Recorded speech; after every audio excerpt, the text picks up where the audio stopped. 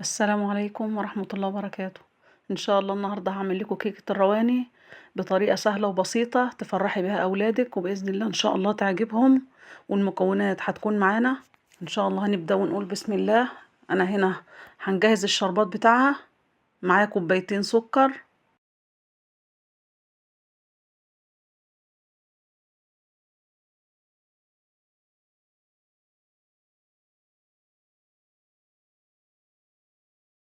هضيف عليهم كوبايتين مية،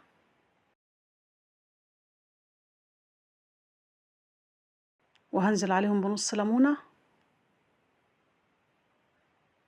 وإن شاء الله هنرفعه على النار. وهنا خلاص الشربات يعتبر جاهز معايا يا جماعة زي ما حضراتكم شايفين.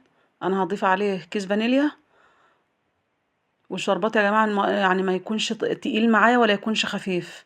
انا هوريه لكم. المفروض ان هو يكون وسط، يعني يكون زي ما حضراتكم شايفين كده.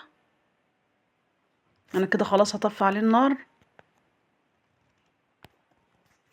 وهنا ان شاء الله المكونات معايا: كوباية زبدة على زيت، وهنا كوبايتين سكر، وكوبايتين لبن، وكوبايتين دقيق سميد، واربع كوبايات دقيق، وفانيليا، وبيكنج باودر، وهنا معلقتين خل، واربع بيضات، وكوبايه جوز الهند يا جماعه. دي بتخلي الروانه طعمها جميل جدا. وهنا ان شاء الله هننزل بالمكونات في الخلاط. انا هنزل بالاربع بيضات،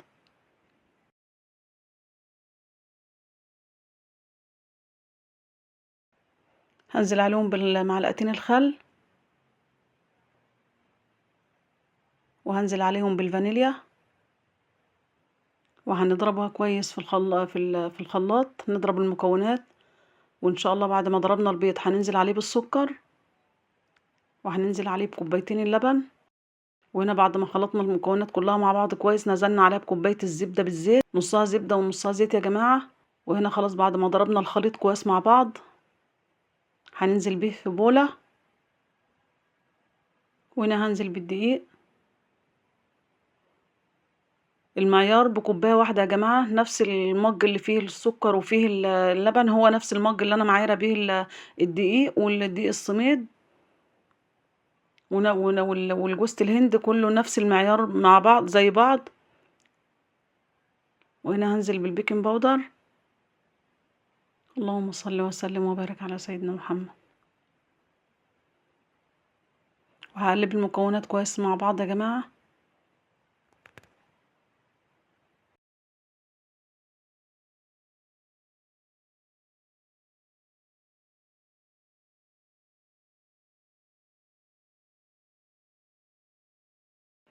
وهنا خلاص بعد ما قلبنا المكونات كويس مع بعض زي ما حضراتكم شايفين كده الخليط بتاعها. وهنا انا دهنه الصينيه زيت، وهنزل بالمكونات فيها، بالخليط فيها. وهبدأ ان انا اسوي الخليط كويس في الصينيه اللي بالتساوي. يكون زي بعضه، تكون الصينيه نفس المستوى كلها زي بعضها. وان شاء الله هنخش بقى فرن على درجه حراره 180 لمده 30 دقيقه يا جماعه، وبتكون جاهزه معانا ان شاء الله. انا هنا خلاص يعتبر جاهزة بإذن الله. وهنا خلاص يا جماعة بعد ما خرجتها من الفرن هننزل عليها بالشربات بتاعها.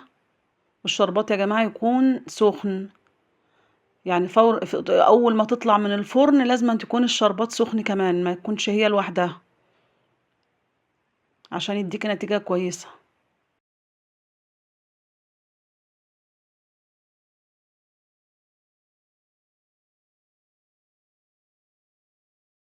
بصوا اللون، بسم الله ما شاء الله، اللهم بارك. لونها جميل جدا والريحة روعة.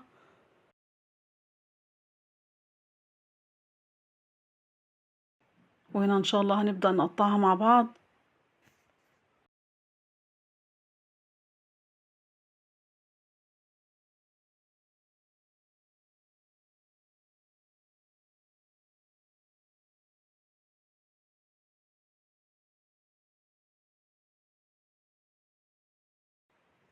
وهنا خلاص بعد ما خلصت تقطيع ان شاء الله هنقدمها مع بعض زي ما حضراتكم شايفين.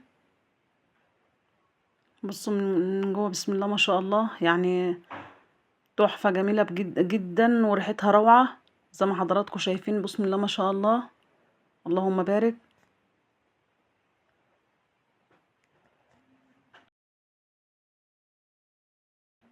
إن شاء الله هنزينها بحبة جوزة الهند، أي مكسرات عندِك أنتِ بتحبيها زيّني بيها حسب ما تحبي، وهنقدّم جنبها إن شاء الله شاي، وبرضه لو حابة تشربي جنبها شاي بلبن، شاي بس، اللي حضرتِك حاباه. هي بسم الله ما شاء الله يعني جميلة جدًا وما خدتش أي وقت معايا، زي ما حضرتِك شايفة بسم الله ما شاء الله اللهم بارك، جميلة جدًا وولادِك هيبقوا مبسوطين بيها، وحاجة سهلة وبسيطة ما بتاخدش أي وقت والله.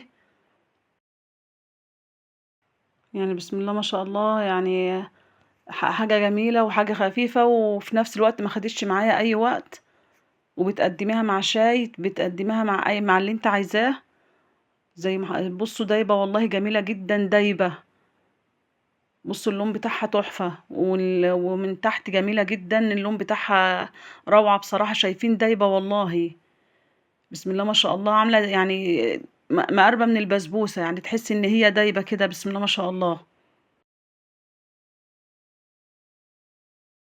بُصّوا الألوان بتاعتنا من جوّه جميلة جدًا.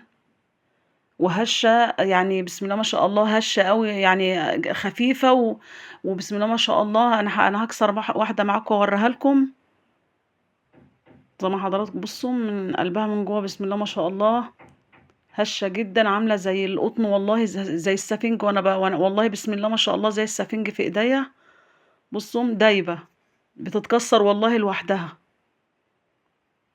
دايبة دوبان والله وبتتكسّر لوحدها عاملة زي السفنج والله. وبألف هنا وشفا، ويا رب يكون الفيديو عجبكم، ولو الفيديو عجبكم ما تنسوش الاشتراك في القناة، وما تنسوش اللايك، وما تنسوش تفعلوا زر الجرس عشان يوصل لكم كل جديد، ودمتم في أمان الله، والسلام عليكم ورحمة الله وبركاته.